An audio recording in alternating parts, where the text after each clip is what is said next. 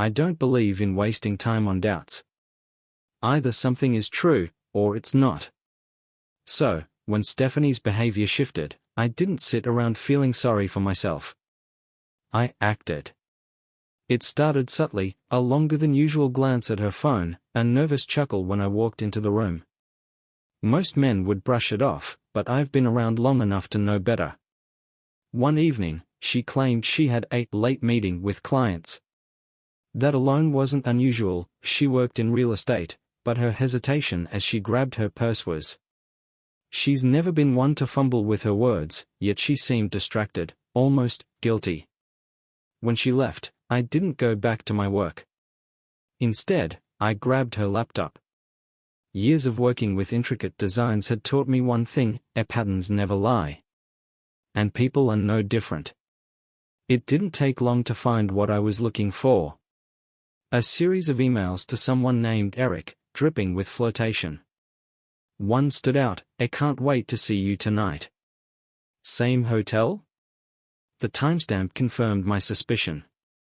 I wasn't surprised. Shock isn't part of my repertoire. What I felt was clarity. It was as if a switch had flipped, and my path forward was crystal clear. First, I logged into our shared bank account. Her recent charges painted a vivid picture: our 5-star dinner last Friday, a jewelry store on Monday. All purchases she'd told me were client gifts. Pathetic.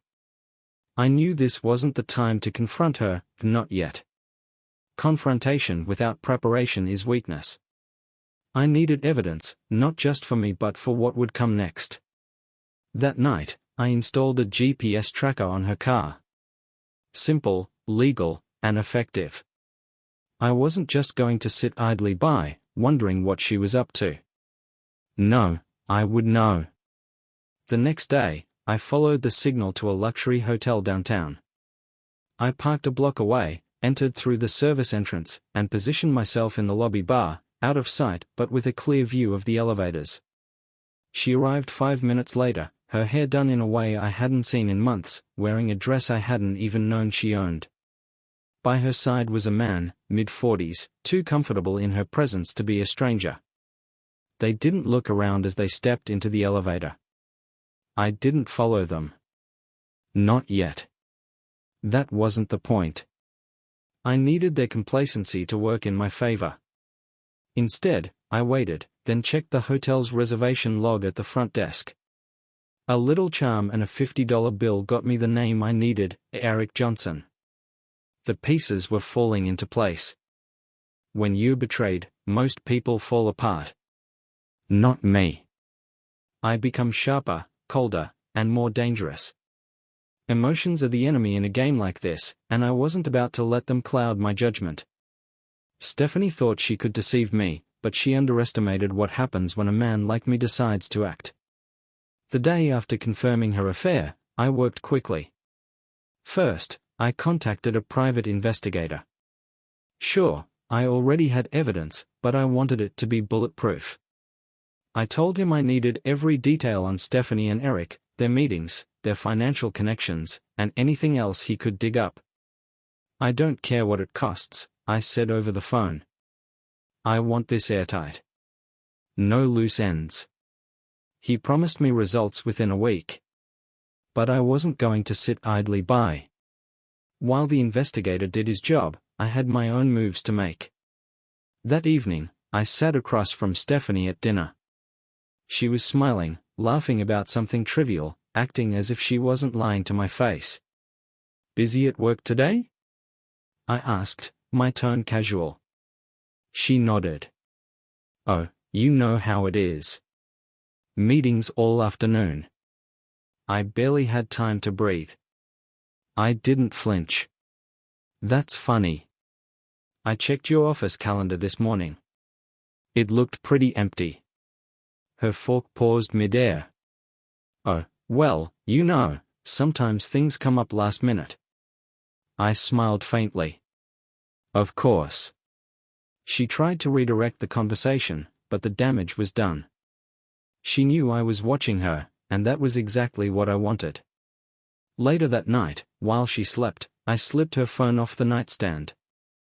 I'd installed a cloning app on her device weeks ago, back when my suspicions first began. Now, every text, call, and email she sent went straight to my phone.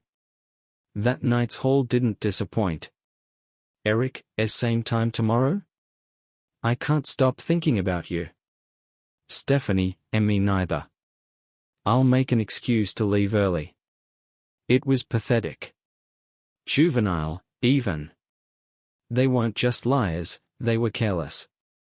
I forwarded the messages to my private email.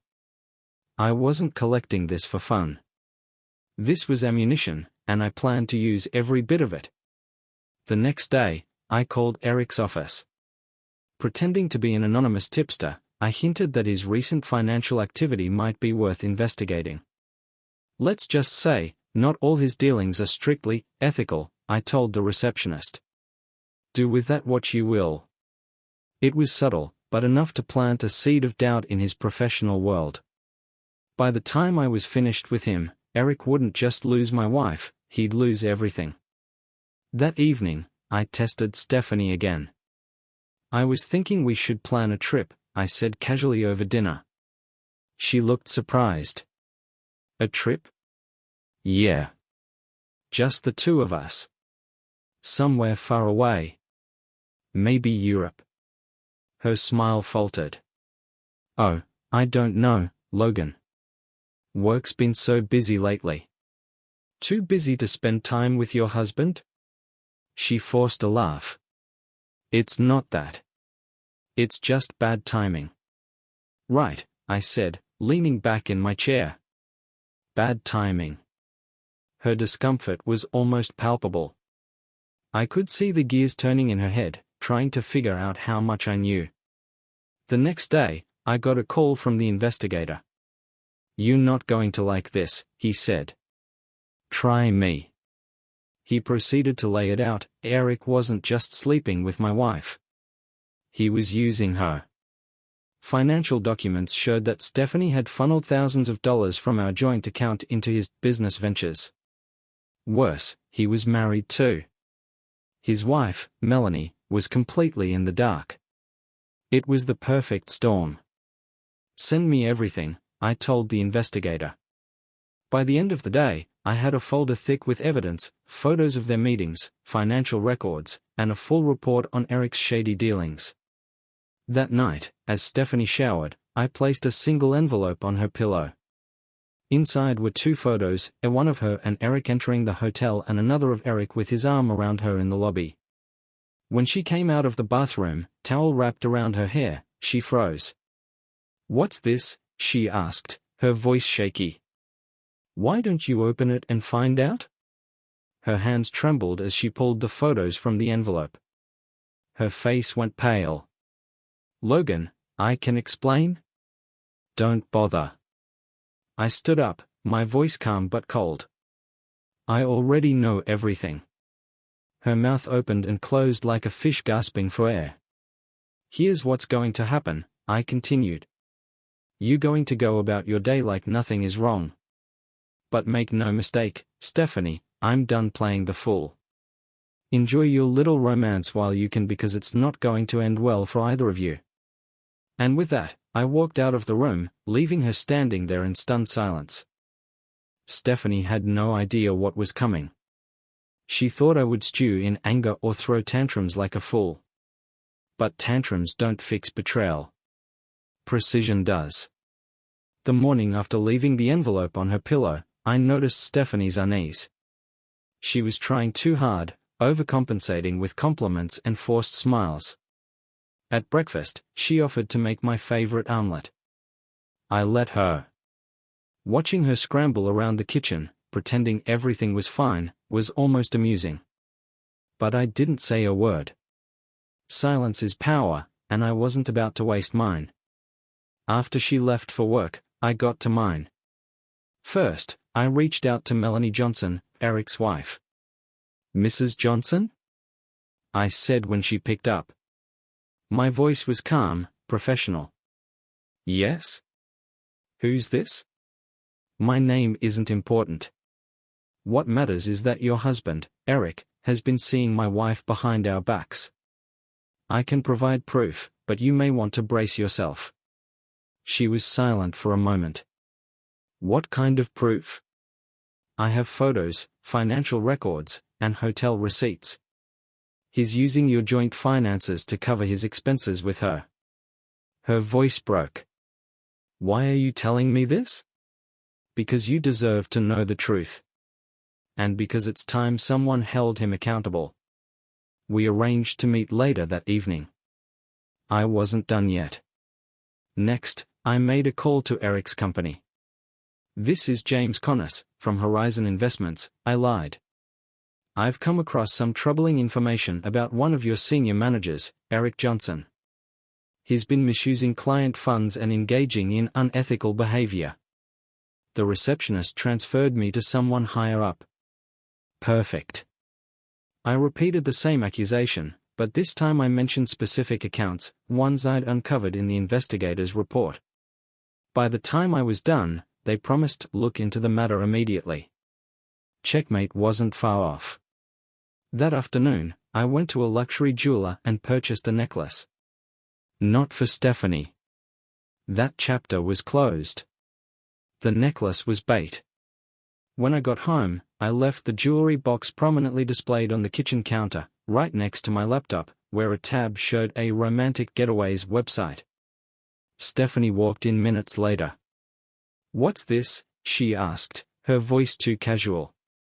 "Nothing," I said, shutting the laptop. "Just planning something." Her eyes darted to the box. "For me?" "Maybe," I replied, walking past her. "We'll see." She didn't say anything, but I could feel her curiosity boiling over. That's the thing about people like Stephanie, they're drawn to what they think they might lose. Later that evening, I met Melanie at a coffee shop. She looked exactly like I expected, polished, elegant, and utterly blindsided. I laid the evidence on the table. "These are from the last 3 months," I said, sliding the photos toward her. "This one's from last week." Her hands shook as she flipped through them. "I can't believe this," she whispered. "I knew he was distant, but this?" "Now you know," I said. "The question is, what do you want to do about it?" She looked up, her jaw tightening. "Burn him to the ground." I smiled. That's what I was hoping to hear. The next phase of my plan required patience. Over the next 2 days, I continued planting seeds of paranoia in Stephanie's mind. Every now and then, I'd leave little clues around the house, a business card for a divorce lawyer, a printout of our bank statement highlighting her unauthorized withdrawals, and once, a sticky note that simply read, "I know." By the 3rd day, she was unraveling. At dinner, she barely touched her food. "Is everything okay?" I asked, feigning concern. She nodded quickly. "Of course. Just tired." I almost laughed. Tired from what? Running around with Eric? Worrying about when her world would implode? I didn't need her answer. I already knew. The breaking point came when I confronted Eric directly. I waited for him outside his gym, a sleek, overpriced establishment that screamed midlife crisis. "Eric," I called as he walked to his car. He turned, confused. "Do I know you?" "You know my wife," I said evenly. His face went pale. "Look, man." "Save it," I snapped, stepping closer. "I know everything. Every text, every hotel, every dollar she spent on your sorry ass." He opened his mouth, but I cut him off. "Here's how this is going to work. You're going to stay the hell away from her, or I'll make sure your wife, your boss, and every client you've ever scammed sees what you really are." He swallowed hard. "I don't want trouble." "You already have it," I said, handing him a folder. "Consider this your warning." When I got home, Stephanie was waiting in the living room. "Logan," she started, but I raised a hand. "Save it," I said, my voice cold. I gave you a chance to be honest. You chose lies. Now, you deal with the consequences. Her eyes filled with tears. Please, I can explain. I'm done listening, I said, heading upstairs. She didn't follow. She knew better. Stephanie was unraveling, and I wasn't even close to done. I watched her stumble through her days, paranoia written all over her face. She had no idea what I was planning or how far I was willing to go. That was the beauty of my position. I wasn't just her husband anymore. I was the executioner, sharpening the axe while she pretended everything was fine. That morning, I contacted Melanie Johnson again. Eric's wife had become an unwitting ally in my plan. I shared more damning evidence, hotel receipts, texts, and even screenshots of his financial transactions where he funneled our family money into his business ventures. Her fury was palpable through the phone. I'm not just divorcing him, she said. I'm making sure he pays for everything. Perfect. While Melanie dismantled Eric's personal life, I moved to destroy him professionally. Using the investigator's report, I compiled a dossier of every questionable transaction tied to his name. I emailed it anonymously to the financial regulators overseeing his firm. It wasn't long before whispers of an internal investigation began spreading. Back home, I played the part of the oblivious husband. Over dinner, Stephanie tried desperately to steer the conversation to light-hearted topics, but her unease betrayed her. Logan, is everything okay with us? She finally asked, her voice shaky. I looked up from my plate, pretending to consider her words. That's a funny question coming from you, I said, my tone sharp enough to make her flinch. She tried to recover. I just feel like we've been distant lately. I smiled faintly, letting the silence stretch. Distant. That's one way to put it. I didn't elaborate, leaving her squirming in her seat. The more she felt like she was losing control, the better. The next day, I sent flowers to her office. The card read, "Do they know yet?" I didn't sign it. Her co-workers, naturally curious, asked who'd sent them. The whispers began almost immediately. When she got home that evening, she looked exhausted. I greeted her from the couch, not bothering to hide my amusement. Rough day? You could say that, she muttered, disappearing into the kitchen. Later that night, I waited until she was asleep before making my next move. I logged into the app I'd installed on her phone and scheduled a message from Eric to send to her at 2 a.m. It read, "We need to talk. Someone's onto us." I knew she'd see it when she woke up, and I relished imagining the panic it would cause. By Friday, the tension between us was thick enough to cut with a knife. Stephanie avoided eye contact, and I made no effort to ease her discomfort. That evening, I left the house without explanation. My destination? A networking event where Eric would be present. Through a mutual contact, I'd ensured that his company executives were aware of the ongoing investigation into his misconduct. By the time he arrived at the event, they were waiting for him. I stayed in the background, watching as they confronted him in front of his peers. The humiliation on his face was priceless. As the scene unfolded, I noticed Stephanie standing off to the side, her face pale as she realized the extent of the fallout. When our eyes met, she froze. I walked past her without a word, leaving her to drown in the chaos I'd created. The following morning, I packed her belongings into boxes and left them in the garage. On top of the pile, I placed a printed notice, filed for separation. When she returned home, she found me in the kitchen, sipping coffee like it was any other day. "What is this?" she demanded, holding up the paper. "Exactly what it looks like," I replied, not even glancing at her. Her voice cracked. "Logan, you're blowing this out of proportion." I stood, my expression cold. "Am I? Tell me, Stephanie, what part of this is a misunderstanding? The hotels? The money? The lies? Or is it just all of it?" She opened her mouth to respond, but I cut her off. Don't bother. I've already made up my mind. You can sleep in the guest room tonight. By tomorrow, I want you gone. Her tears didn't move me. As she stumbled over some excuse or plea for forgiveness, I turned my back and left the room. That evening, I delivered the final blow to Eric. I handed Melanie a folder containing every scrap of evidence I had, from financial fraud to details of his affair. This should give you everything you need, I told her. Use it wisely. By Sunday, the destruction was complete.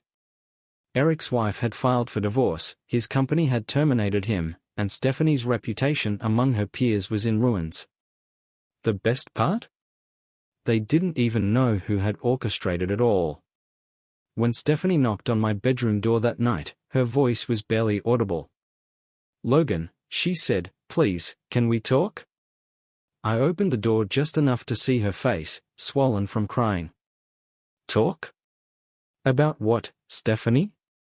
How you threw away everything for some pathetic fling? Her lip trembled. I made a mistake. No, I said coldly. You made a choice. And now you live with it.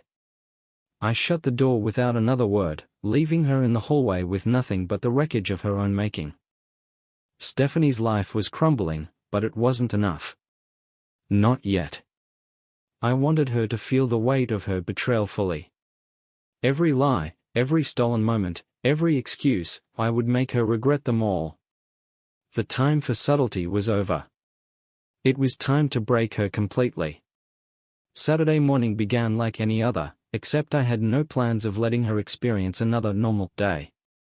As Stephanie shuffled into the kitchen, still groggy and unsure of her footing, I was already dressed, standing by the counter with a stack of envelopes in hand.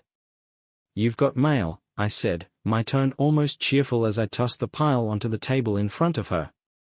She blinked, confused, before picking up the first envelope. Her eyes widened as she read the bold, glaring words, a final notice, past due. Logan, what is this? She asked, panic creeping into her voice. Looks like you've been busy, I said, sipping my coffee. Or maybe not busy enough.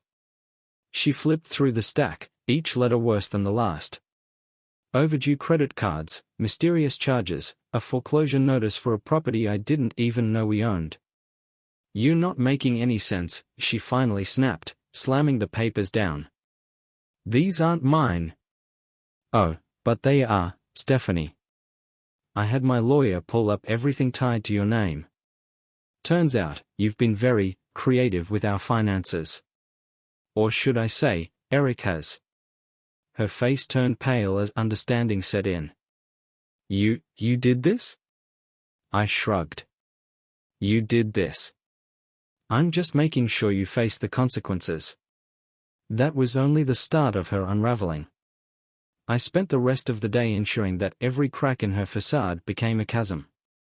First, I sent an email to her closest friends and co-workers, a carefully worded message that seemed to come from her. It said, I've been struggling lately and made some terrible mistakes. I need some time to reflect. Please don't contact me for a while. The fallout was immediate. By mid-afternoon, her phone was buzzing non-stop with messages from confused friends and curious colleagues. But Stephanie? She had no idea what was happening. Logan, my phone, something's wrong, she stammered, holding the device like it was cursed. Maybe it's karma, I said, walking past her. Later that evening, I made sure to escalate things with Eric. This time, I didn't bother hiding behind anonymity. I sent him a text directly from Stephanie's number. Eric, it's over. I can't keep doing this. Logan knows everything, and I can't take the risk anymore. Within minutes, my phone buzzed with his response. What are you talking about? You can't just end this. We'll figure it out. Don't let him win. I forwarded the message to Melanie with a note, I just thought you'd want to see this. I knew it would be the final nail in his coffin. As night fell, Stephanie was barely holding it together. I could see the fear in her eyes every time I walked into the room. She didn't know what I'd do next, and that was exactly how I wanted it. I let her stew for a while before delivering the next blow. "Pack a bag," I said abruptly, standing in the doorway to the living room. She looked up at me, bewildered. "What? Why?" "You leaving," I said simply. "Tonight." "Logan, please," she began, her voice trembling. "You can't?" "I can, and I am," I interrupted. "You had your chance to come clean. Instead, you lied, stole, and cheated. You don't belong here anymore." "But where am I supposed to go?" "That's not my problem." Her tears didn't move me. If anything, they fueled my resolve. She had spent months, maybe years, undermining our marriage, treating my loyalty like a joke. Now she could see what life without it felt like. She left just before midnight, clutching a single suitcase like it was her last lifeline. I didn't watch her go. I was already moving on to the final phase of my plan. The next day, I met with my lawyer to finalize the divorce. Every asset, every account, every piece of property, we went through them all, ensuring that Stephanie would walk away with nothing. By the time she realized what had hit her, it would be far too late. As for Eric, I wasn't done with him either. Using the investigators' findings, I compiled an anonymous dossier and sent it to a local journalist. Within days, his financial crimes were plastered across every major news outlet. He was finished, personally, professionally, and socially. By the time the week ended, my house was quiet. Stephanie was gone, Eric was disgraced, and I was finally free. But the most satisfying part wasn't their destruction. It was knowing that I'd done it on my terms, without losing control or lowering myself to their level. I sat on the patio that evening, sipping a glass of bourbon as the sun dipped below the horizon. My phone buzzed with a message from Melanie. "It's over. Thank you for everything." I didn't reply. This wasn't about gratitude or closure.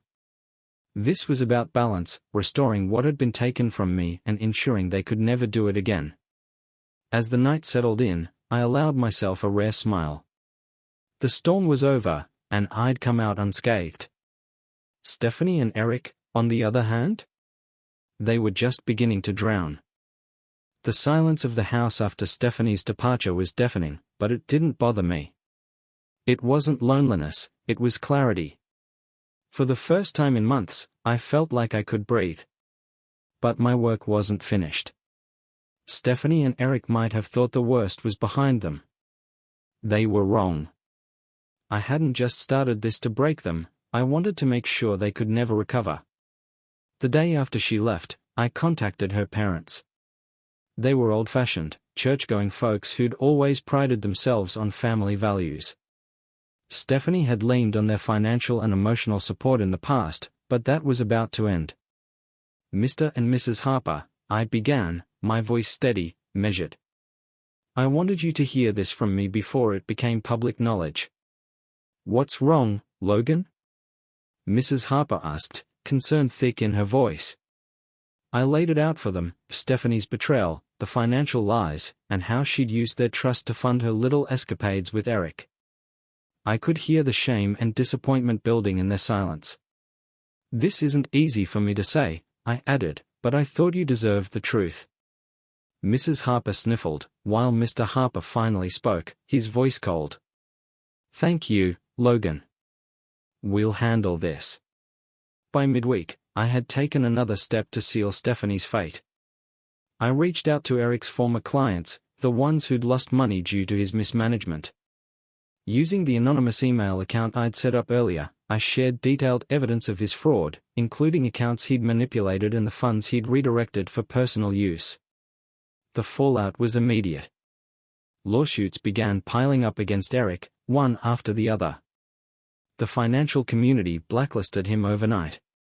Melanie, his soon-to-be ex-wife, made sure his name was a laughingstock among their social circles. Stephanie wasn't faring much better. She called me several times, but I ignored every attempt. Her messages grew increasingly desperate. "Logan, please. I need to talk to you. I didn't mean for this to happen. I'm sorry. Can we just meet once? Please." She wasn't apologizing out of regret, she was panicking. The climax came Friday night. I'd spent the week planning one final move that would ensure neither Stephanie nor Eric could escape the consequences of their actions. I invited Eric and Stephanie to a fake meeting under the pretense of discussing settlements. I knew their greed and desperation would drive them to show up. The meeting was scheduled at a high-end restaurant, the kind of place they thought would lend credibility to their schemes. They didn't know I'd also invited several reporters and a handful of Eric's former clients. I arrived first, taking a seat where I had a clear view of the room. Eric came in a few minutes later, looking disheveled but trying to maintain some air of control. Stephanie followed, her face a mixture of fear and hope. "Logan," she started as she sat across from me. "Thank you for agreeing to this. I just want to make things right." Eric nodded, his expression strained. "We can handle this like adults." I leaned back, smiling faintly. "Oh, we're going to handle this. Don't worry." As I spoke, the reporters entered, cameras in hand. Eric's face drained of color, and Stephanie's eyes widened in shock. "What is this?" Eric demanded, his voice rising. "This," I said calmly, "is the truth finally coming to light." I slid a folder across the table, packed with evidence of their affair, financial fraud, and every dirty secret I'd uncovered. The reporters eagerly snapped photos as I stood and addressed the room. "Ladies and gentlemen, meet Eric Johnson, the man who's been defrauding clients for years. And this," I gestured towards Stephanie, "is the woman who helped him do it, using my money and my trust to fund their little schemes." Stephanie tried to speak, but her words were drowned out by the chaos of cameras clicking and questions flying. Eric bolted for the exit, but the damage was done. By the time the evening ended, their reputations were irreparably destroyed. The next day, Stephanie showed up at my door. I didn't let her in. "Logan," she pleaded, her voice breaking. "You've made your point. Please, can we just talk?"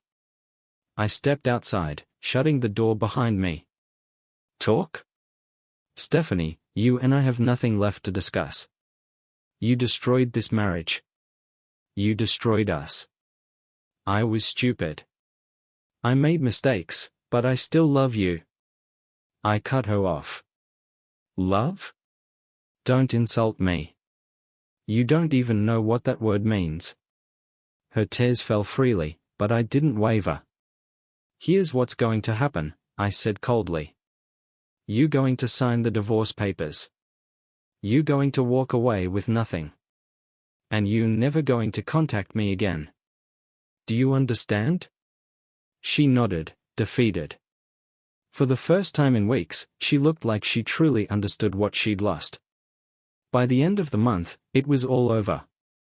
The divorce was finalized, Eric was facing lawsuits that would ruin him for decades, and Stephanie had disappeared from my life entirely. Sitting in my now empty house, I felt no regret. This wasn't about revenge, it was about justice. I'd given them the freedom to make choices, and they'd made the wrong ones. All I did was make sure they paid for them. I poured myself a drink and stepped out onto the porch. The night air was cool, calm, and for the first time in years, I felt the same. There's a certain peace that comes from knowing you didn't just survive the storm, you controlled it. And now, it was over. Courtrooms are strange places. They hold the power to break or restore lives, yet everything about them feels clinical, detached. It's the kind of place that forces you to strip away emotion and rely solely on facts. That suited me just fine. I wasn't here for closure or catharsis, I was here to end things. When I walked into the courtroom that morning, I made sure to look calm. Not smug, not angry, just unshaken. That's what people like Eric hate the most, and knowing they've thrown every punch they could, and you're still standing. Eric sat across the room, next to his lawyer, shifting in his seat like a schoolboy caught cheating. He looked tired, worn out, like the weight of everything was finally catching up to him. Stephanie was there too, sitting just behind him. She avoided my gaze, pretending to study her hands, which were clasped so tightly her knuckles had gone white. The hearing began predictably enough. Eric's lawyer launched into a carefully rehearsed speech, accusing me of harassment, stalking, and defamation. He painted me as some unhinged ex-husband, hell-bent on ruining Eric and Stephanie's lives out of spite. I didn't react. Let him talk. The more he spoke, the more obvious it became that their case was built on nothing but air. Then my lawyer stood up. "Your Honor," she began, her voice steady, almost conversational, "these accusations are not only baseless but a deliberate attempt to deflect from Mr. Johnson's own illegal activities. We have substantial evidence proving Mr. Johnson's involvement in fraud, embezzlement, and conspiracy to defraud his clients." She handed a thick folder to the judge, who flipped through it slowly. The room was silent, save for the faint rustling of paper. But we weren't done. I stood and addressed the judge directly. "Your Honor, I'd like to submit additional evidence," I said, my tone measured, respectful. I handed over a flash drive. "This contains text messages and emails between Mr. Johnson and Mrs. Harper, detailing their affair and their plans to manipulate and defraud me." The judge inserted the drive into his laptop. Stephanie stiffened, her eyes darting toward Eric, who shifted uncomfortably in his chair. The silence in the room grew heavier as the judge began reading aloud. "Once we get Logan out of the picture, we can move forward without him standing in the way. Don't worry about the money. He won't even notice." Each word felt like a hammer blow. I didn't look at Stephanie. I didn't need to. I could feel her crumbling from across the room. When the judge finally looked up, his expression was hard. "Mr. Johnson," he said, his voice like steel, "this evidence is damning. I will be forwarding it to the district attorney for further investigation." Eric's lawyer stammered, clearly caught off guard. Stephanie looked like she might faint. By the time the session ended, Eric's fate was sealed. 2 days later, the headlines hit, a local financial advisor arrested on fraud charges. His mugshot was everywhere, his reputation annihilated. Stephanie wasn't arrested, but the messages revealed her complicity. Her social life evaporated overnight. Friends, co-workers, even her own parents distanced themselves. She'd become toxic, a pariah in the very circles she used to thrive in. But that wasn't enough for me. I sold the house, the one Stephanie had insisted was her dream home. I didn't care about profit. I just wanted it gone, a clean break from the life we'd built together. Within weeks, it was sold. I packed what little I wanted to keep and left the rest for the new owners. The sight of moving trucks in the driveway didn't bring sadness or nostalgia. If anything, it felt like relief. The last time I saw Stephanie was at the courthouse, during the finalization of our divorce. She looked different, thinner, paler, her once confident demeanor replaced by something hollow. "Logan," she said quietly as we waited for the paperwork to be processed, "I don't know how things got this far. I was lost. But I did love you. I still do." I turned to her, my expression unreadable. "No, Stephanie," I said, my voice calm but firm. "You love the idea of control. You love the thrill of getting away with it. But love? You don't destroy the people you love." She blinked rapidly, trying to hold back tears. I didn't look away. "You made your choices," I continued. "Now you live with them." When the papers were signed, I stood and left without another word. Starting over wasn't easy, but it was necessary. I found a new place, far from the reminders of my old life. It wasn't lavish or grand, it was peaceful. That first night, I sat on the balcony, a glass of bourbon in hand, watching the city lights flicker below. For the first time in years, I felt truly free. Stephanie and Eric had tried to ruin me, to strip me of everything I'd built. Instead, they were the ones left with nothing. This wasn't just revenge. It was justice. And it was mine. People often talk about closure as if it's something handed to you, like a gift wrapped in forgiveness. But closure isn't given, it's taken. And I wasn't done taking mine. Eric and Stephanie had both hit what they thought was rock bottom, but the thing about rock bottom? You can always go deeper. My plan wasn't just to leave them there, it was to bury them so far under their lies and betrayal that they'd never see the light again. Eric was my first target. By now, he was sitting in a cell, his smug confidence shattered. The fraud charges alone were enough to ruin him, but I wasn't satisfied with enough. People like him always find ways to crawl back, to spin their sob stories into second chances. Not this time. Using the investigators' records, I tracked down every single client Eric had ever defrauded. Many of them were still reeling from their losses, trying to piece their lives back together. I reached out to each one, providing detailed evidence of Eric's schemes. I wasn't just giving them closure, I was arming them for war. Within days, the lawsuits piled up. By the time Eric's trial date rolled around, his legal fees alone would bankrupt him. And even if he avoided a long prison sentence, he'd never escape the financial hell I'd crafted for him. Stephanie was a different story. She wasn't in a cell, but her world had crumbled all the same. Her friends had abandoned her, her parents refused to take her calls, and her professional reputation was in shambles. She tried to rebuild, applying for jobs in other fields, but the whispers followed her. I'd made sure of that. It started with a few carefully planted rumors, subtle and easily dismissed at first. But rumors have a way of growing, spreading like wildfire until they consume everything in their path. By the time Stephanie realized what was happening, it was too late. No one wanted to hire her. No one wanted to be associated with her. The final move came on a rainy Sunday afternoon. Stephanie showed up at my door, her eyes red and swollen, her clothes soaked through. "Logan," she said, her voice cracking. "Please. I need to talk to you." I didn't let her inside. Instead, I stepped out onto the porch, closing the door firmly behind me. "What do you want?" I asked, keeping my tone cold.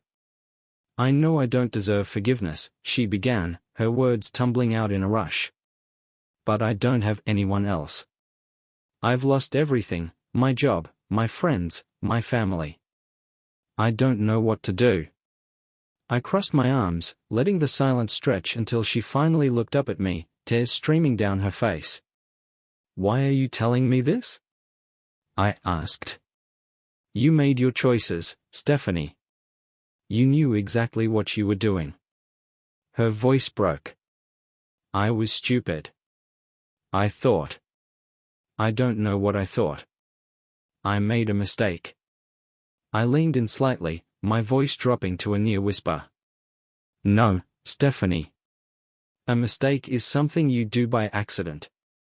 What you did was a choice. You chose to lie. You chose to betray me. And now you're choosing to beg because you've run out of options. But that's not my problem anymore."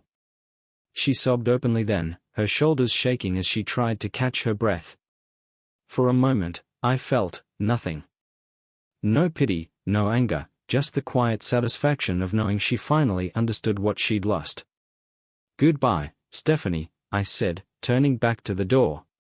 "And don't come back." I didn't look at her as I walked inside, but through the window, I saw her standing in the rain, broken and defeated, before finally leaving.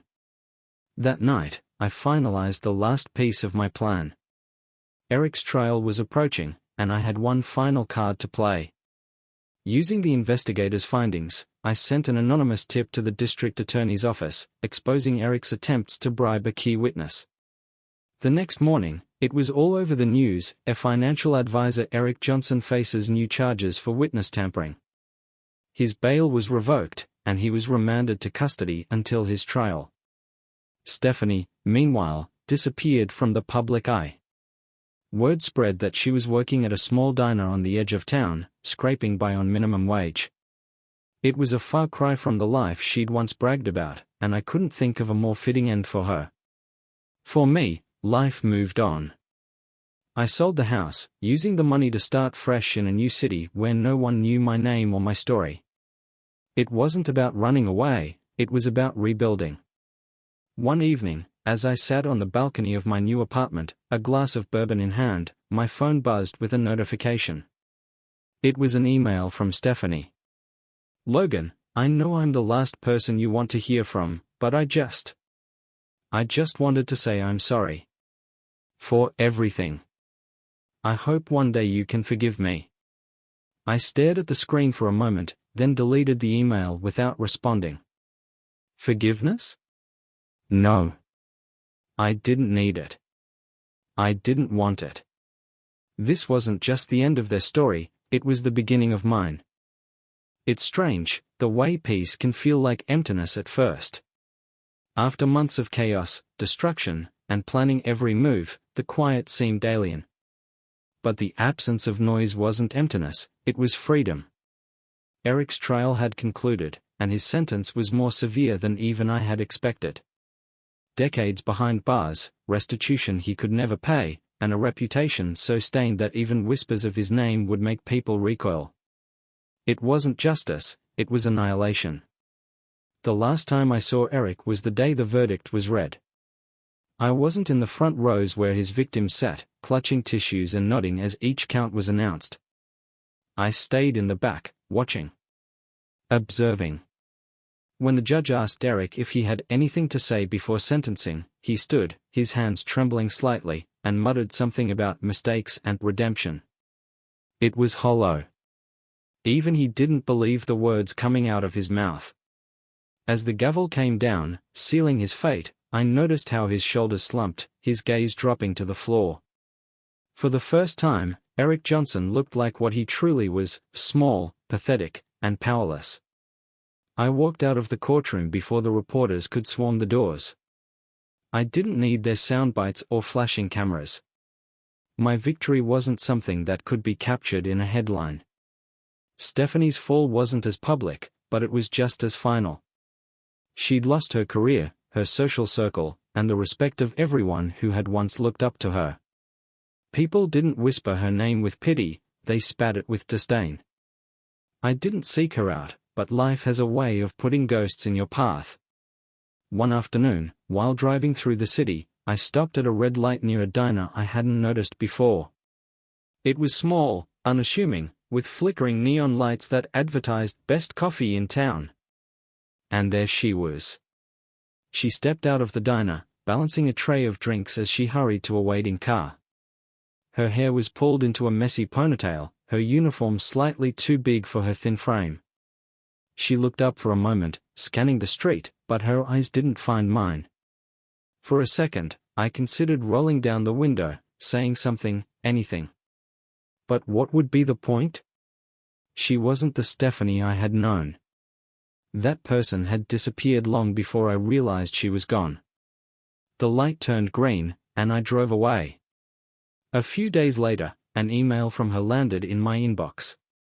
"Logan, I know you'll probably delete this without reading it, but I needed to write it anyway. I've lost everything, my job, my friends, my family. And I know it's my fault. I don't expect you to forgive me.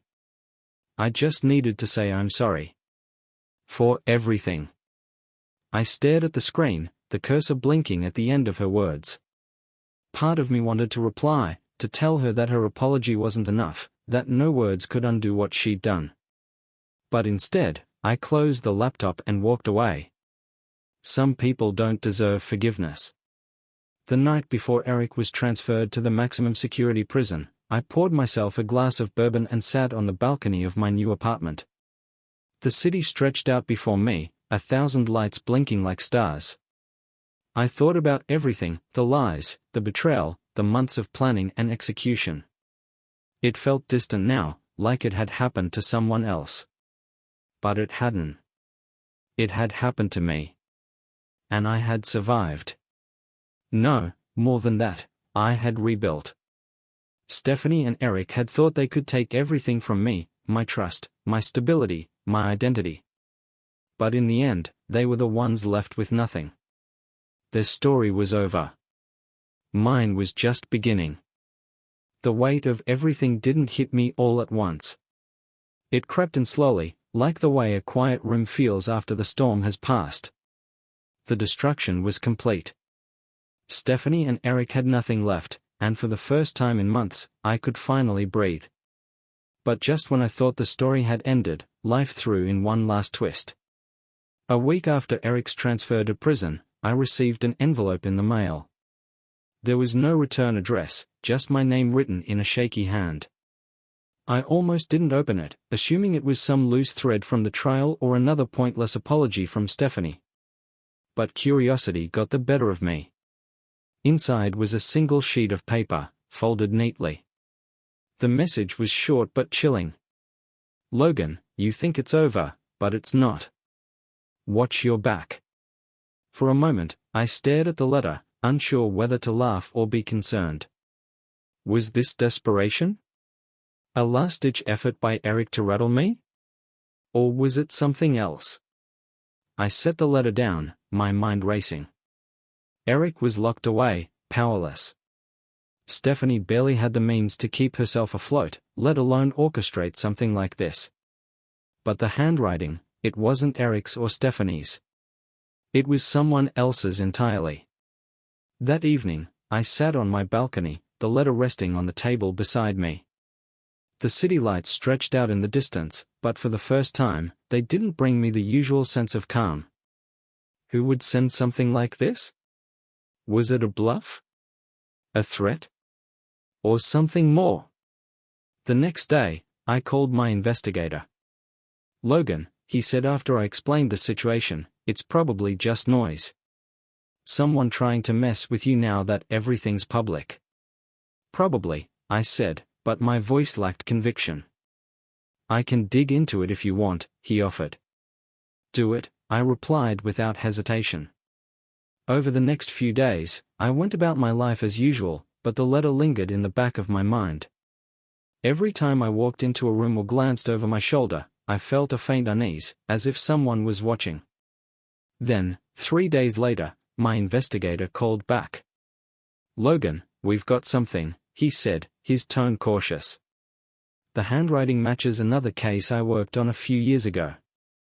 It's connected to a guy named Travis Shaw. The name didn't ring a bell. Who the hell is Travis Shaw? Small-time con artist, used to work with Eric back in the day. They had a falling out years ago, but it seems like he's resurfaced. What does he want with me? That's the thing, I don't think he cares about you directly. He's probably looking to settle an old score with Eric, and you just happen to be in the way. The thought was unsettling. Eric might have been locked up, but his web of lies and deceit still had loose threads, threads that were now tangling themselves around me. That evening, I found myself replaying everything in my mind. The trial, the fallout, the months of careful planning, all of it had been about regaining control. But now, for the first time, it felt like I was slipping again. I decided to confront it head-on. Using the investigator's information, I tracked down Travis Shaw's last known location, a shabby motel on the outskirts of the city. I drove there the next morning, my hands gripping the steering wheel tighter than I'd like to admit. The motel was exactly what I expected, appealing paint, broken signs, and an air of quiet desperation. I parked a block away and walked the rest of the distance, my footsteps crunching on the gravel. Room 207. That's where he was staying. I knocked, my heart pounding. A moment later, the door creaked open, revealing a wiry man with unkempt hair and bloodshot eyes. Travis Shaw? I asked, my voice steady. Who's asking? He replied, leaning against the doorframe. I didn't answer. Instead, I held up the letter. Did you send this? His eyes flicked to the paper, then back to me. For a second, he didn't respond. Then he smirked. "So you Logan," he said, his tone almost amused. "Didn't think you'd come looking for me. Why did you send it?" I pressed, my patience wearing thin. "Relax," he said, holding up his hands. "It's nothing personal. Just wanted to get your attention." "Well, you've got it," I said, stepping closer. "Now start talking." Travis sighed, stepping back and motioning for me to come in. The room was as grimy as the exterior, stained carpet, flickering lights, and a smell that I didn't want to identify. "I knew Eric back in the day," he began, collapsing onto the edge of the bed. "We ran a few jobs together before he screwed me over. When I heard about the trial, I figured I'd see how much damage had been done. Thought maybe I'd find a way to make things right." "Make things right?" I scoffed. "By threatening me?" "Not a threat," he said, shaking his head. "A warning. Eric's not as powerless as you think." I froze. "What do you mean?" Travis leaned forward, his expression serious now. "He had contingencies. Accounts, contacts, people who owe him favors. You think this is over, but it's not." I left the motel with more questions than answers.